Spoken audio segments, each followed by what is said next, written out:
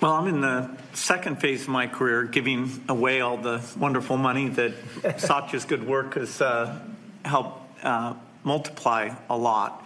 But I think the thing that ties my first career that I still spend some time on because AI is so phenomenal, and my second career is innovation, innovating in health in areas like vaccines or gene editing, and the President and I are talking about taking American innovation to the next level to cure and even eradicate some of these diseases. He mentioned polio, which is one that we're close. We don't need new science on that one. For some like HIV and sickle cell, we do need new science, but the U.S. Has the seeds that in the same way that Warp Speed took those seeds and put them together, I think something fantastic can be done.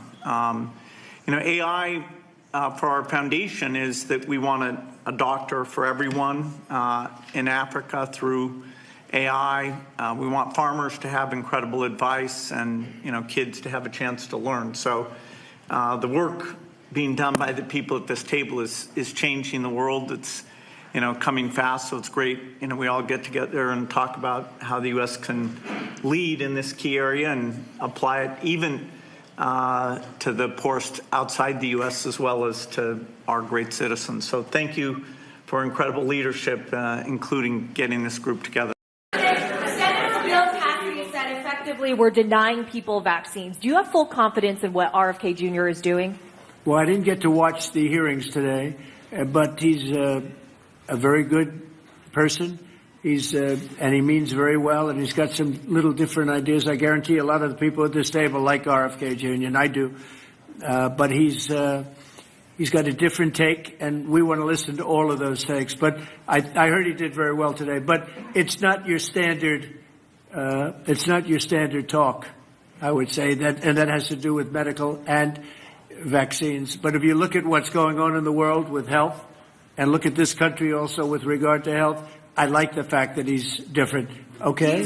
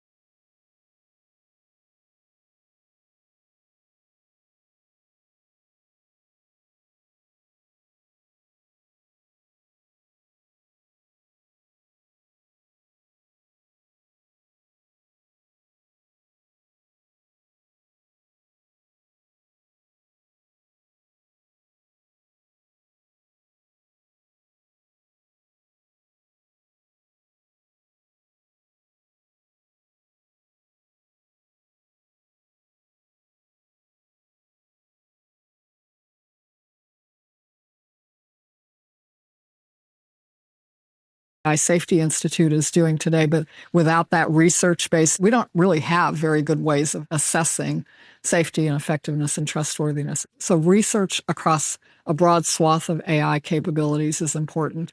And then we need application layers for every public mission that requires AI. If we're going to design drugs and have the FDA be able to approve them 100 times faster than we're doing today, which actually could be possible, that's going to take deep research investment, deep partnership with industry to build that out, and obviously deep partnership with FDA. Are you working with FDA on those issues? I'll tell you, ARPA-H, the new ARPA Organization for Health, yay, that the president got launched. This was a major initiative. The president said, look what DARPA did for national security. We've got to do this for health. And it's such an important addition to what NIH does. ARPA-H just launched a program called Catalyst that is all about starting down this path. Exactly. But that's just health. Think about welcome to the White House. We are thrilled to have you all here. I want to thank my colleagues from whom you will hear, John Podesta, Ali Zaidi, Brenda Mallory. And of course, what we are doing today is bringing together two communities who are toiling on extremely critical problems, climate and health, but bringing these communities together because the intersection of these two topics is so incredibly critical. Both of these are topics where President Biden and Vice President Harris have taken historic action, and we are making, for the first time really ever on climate, we're starting to make real progress. And which gives me great hope for all the work that still lies ahead. So that's what we're going to dive into. It's why we wanted to bring this community together. I want to start my remarks, though, with a story, and that is a story that started a couple of weeks ago. I came out of a meeting, and I heard that I had an emergency call from NASA. So, you know, when you're the President's Science and Technology Advisor and you hear you have an emergency call from NASA, what you think is, do we? And indeed, my colleagues at NASA were calling to say that the Mars rover had found some mineral deposits on a rock that looked like they could be traces, a biosignature from ancient life. They found it in an ancient riverbed, and they found some organic signatures, so pretty tantalizing hints. The headline in the New York Times a few hours later said, NASA did not say it found life on Mars, but it is very excited about this rock. And so ever since then, you know, I really just can't stop thinking about how life could have started forming on this sister planet of ours. It's sort of the same age that we are, and everything we know, if this was ancient life, ancient microbial life, it, you know, would have formed about the same time that we think life might have started here on our planet. So it's, in addition to just being amazing that we have a rover and we're getting this information, the idea that it might give us some hints about where life started here on our planet really got me thinking. And you know, what does any of this have to do with climate and health? Well, here's what it has to do with climate and health. It just reinforced for me how much we are creatures of our particular beautiful blue planet, and the biodiversity, the conditions under which we came to be and we have thrived for so long.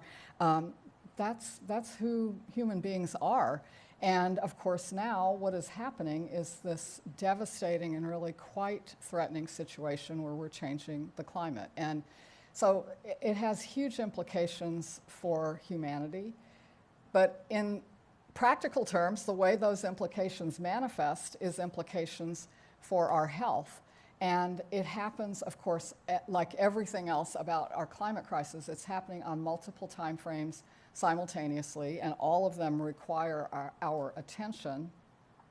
So, of course, it is about weather extremes, heat stress, which is killing many more people today, the extremes like extreme floods and wildfires. Each of them are damaging directly, but of course floods then can lead to conditions that carry disease more rapidly. I'm from Northern California. I can tell you that, you know, when you can't be indoors with friends because of COVID and you can't be outdoors because of wildfire smoke, it's a pretty challenging time. So that's our reality today. If you think, of course, about the next time period a little bit farther out, as climate conditions change, we're starting to see mosquitoes and other insects that bear diseases moving around, coming north, coming to our latitudes, and that has huge implications for how infectious disease forms and carries around the world.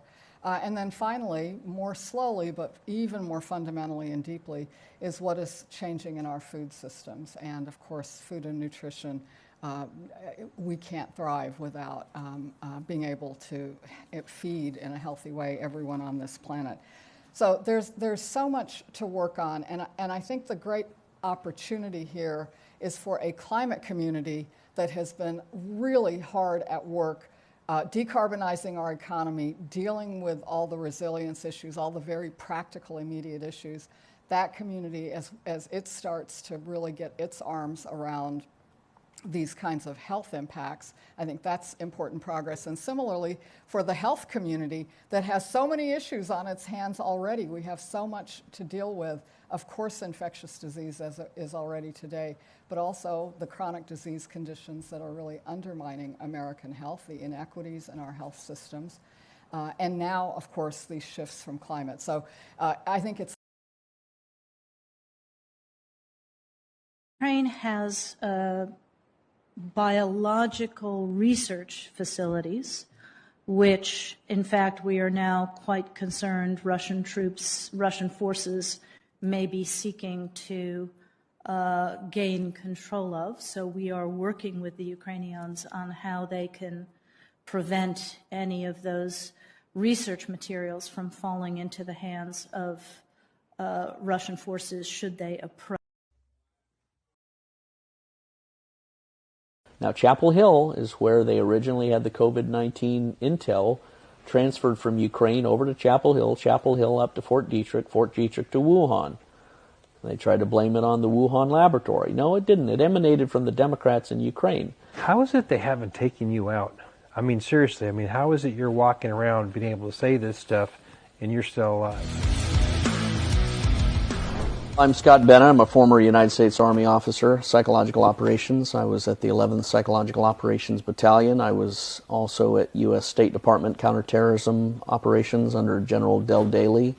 I was at MacDill Air Force Base in the Counterterrorism Threat Financing Division. I was also in Joint Military Information Support Command in Crystal City in the Pentagon. Jumped into the counterterrorism fight and went down a rabbit hole and have never stopped. Going back to January 6th, many people thought that China ran the election, stole the election. Part of my presentation in my affidavit, sworn affidavit with others, was that the Chinese Communist Party from 2009 to 2020 entered into this agreement with the Union Bank of Switzerland to purchase Dominion Voting Machines, ES&S, and Premier through Staple Street Capital. They created a variety of financial organizations and instruments, and they gradually increased UBS Securities LLC from 25% to 51% and then eventually to 100%. So when I had intel agents from Hong Kong provide me with this, that's when I took it to Trump's people and said, UBS Securities and the Chinese Communist Party have purchased Dominion voting machines.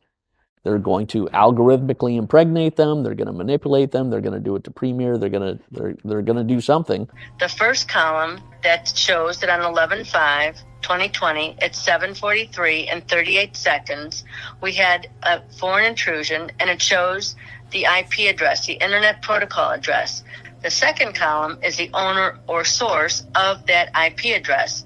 That shows that ChinaNet in Beijing province entered the election. Then in the final column, what you're seeing are votes changed. The votes that were changed was they stole 3,477 votes from Donald Trump. Now, as you go through this document and you look at all the multiple intrusions into our election, what you'll notice that over 60% of these intrusions come from China. What you're seeing are the actual files being received and sent. That's a documentation of the real-time theft of our elections. Rosemont Seneca Marketing Database. So now you're entering into the other aspect of Ukraine, the Chinese Communist Party, Hunter Biden, John Kerry's son, Christopher Haines, Paul Pelosi Jr., Nancy Pelosi's son, in this organization, Rosemont Seneca, that funded Metabiota, which was a Pentagon contractor that was developing the COVID-19 pathogen and vaccine. These were slides that were exposed when the Russian operation entered Ukraine and captured a lot of the biochemical labs that had been set up, which Victoria Nuland admitted to. Ukraine has biological research facilities, which, in fact, we are now quite concerned Russian forces may be seeking to gain control of. Now, Chapel Hill is where they originally had the COVID-19 intel transferred from Ukraine over to Chapel Hill up to Fort Detrick to Wuhan. They tried to blame it on the Wuhan laboratory. No, it didn't. It emanated from the Democrats in Ukraine. Barack Obama, Hillary Clinton, Joe Biden, and George Soros and the Democrat Party as being central to the Ukrainian COVID-19 pathogen development and the vaccine development. So it's interesting, just a few months ago, if you said anything about there being U.S. biolabs in Ukraine, you were kicked off Facebook, you were censored. Now they're admitting that. I was part of the documentary in 2020 that exposed it. So this isn't just Democrat corruption. You're talking about Romney's a Republican, his Mitch McConnell, John Thune, Joni Ernst. Joni Ernst, really.